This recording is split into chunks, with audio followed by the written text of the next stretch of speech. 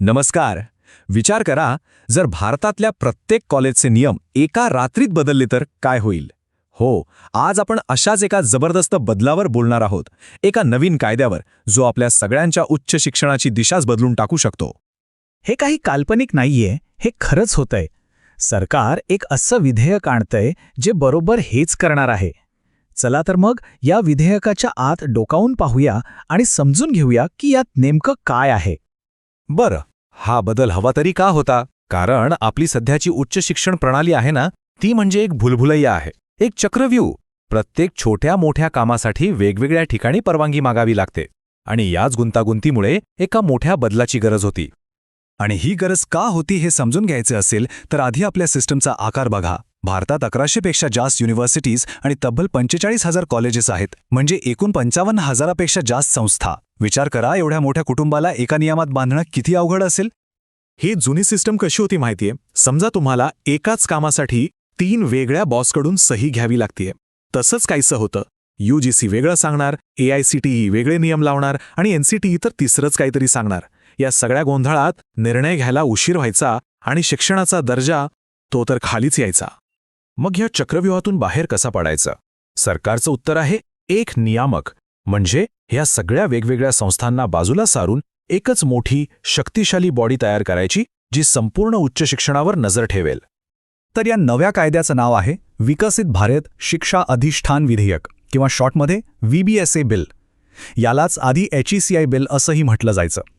सोप्या शब्दांत सांगायचं तर आता अनेक दुकानं बंद होऊन एक मोठा सुपर मॉल उघडणार आहे. म्हणजे अनेक संस्थांची जागा फक्त एकच आयोग घेईल. हे बघा, आधी कसं होतं? UGC, AICTE, NCTE सगळी खिचडी होती. प्रत्येक जण आपापल्या दिशेने खेचायचा. पण आता VBSA मुळे हे सगळं बदलणार आहे. या सर्वांना एकत्र करून एकाच छताखाली आणलं जाईल. म्हणजे गोंधळ संपेल आणि कामात सुसूत्रता येईल. ठीक आहे, मग हा नवीन आयोग काम कसा करणार? तर याचे 4 मुख्य भाग असतील, 4 स्तंभ. पहिला, नियामक परिषद, ही सगळ्यांसाठी नियम बनवेल. दुसरा, मान्यता परिषद, ही कॉलेजेसची क्वालिटी तपासेल. तिसरा, मानक परिषद, ही ठरवेल की अभ्यासक्रमात काय असायला हवं. आणि चौथा, अनुदान परिषद, ही पैशांच्या व्यवहारांवर लक्ष ठेवेल. बरं, हे सगळं तर ठीक आहे, पण याचा आपल्यावर म्हणजे विद्यार्थी आणि कॉलेजेसवर नक्की काय परिणाम होणार? चला, आता सगळ्यात महत्त्वाच्या मुद्द्याकडे येऊया. आता येतो एक मोठा आणि थोडा वादग्रस्त बदल. तो आहे कॉलेजेसच्या रिपोर्ट कार्डमध्ये. आत्तापर्यंत कॉलेजेसना A, B++ असे ग्रेड्स मिळायचे. पण आता हे सगळं बंद. आता फक्त 2च गोष्टी असतील, मान्यताप्राप्त म्हणजे ॲक्रेडिटेड, किंवा मान्यताप्राप्त नाही म्हणजे नॉट ॲक्रेडिटेड. एकदम सरळ, पास किंवा फेल, मध्ये काही नाही. आणि आता ऐका, या विधेयकातला सगळ्यात मोठा ट्विस्ट. हा जो नवीन आयोग आहे ना, तो फक्त नियम बनवणार, तो पैसे वाटणार नाही. हो, बरोबर ऐकलत, नियम बनवणं आणि पैसे देणं या 2 गोष्टी आता पूर्णपणे वेगळ्या केल्या जाणार आहेत आणि याचे परिणाम खूप मोठे असू शकतात. आता साहजिकच आहे, प्रत्येक बदलाच्या 2 बाजू असतात. तर आपण आधी चांगली बाजू बघूया. जे लोक या विधेयकाचा समर्थन करत आहेत त्यांना का वाटतं की यामुळे भारतीय शिक्षण व्यवस्था एका वेगळ्याच लेवलवर जाईल?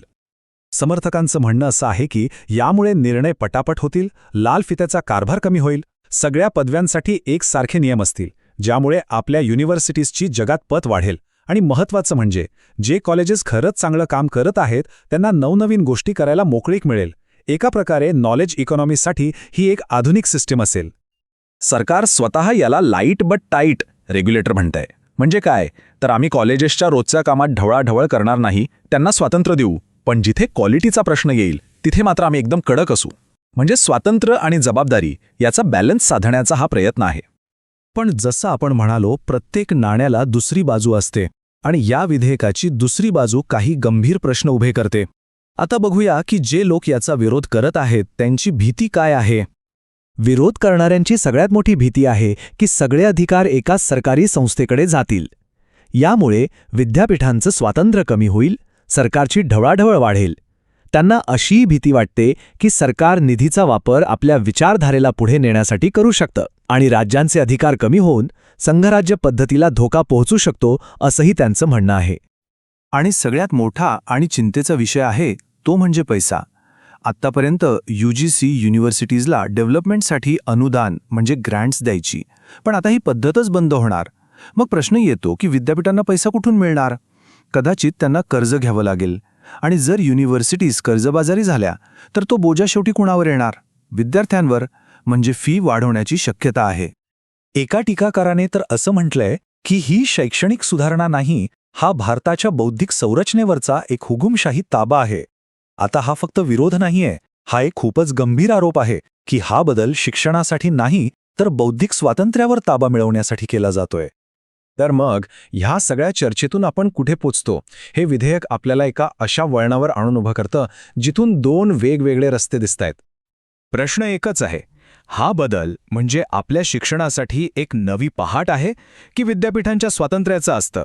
याचं उत्तर तर वेळेच देईल, पण यावर आज आपण सगळ्यांनी विचार करणं खूप गरजेचं आहे.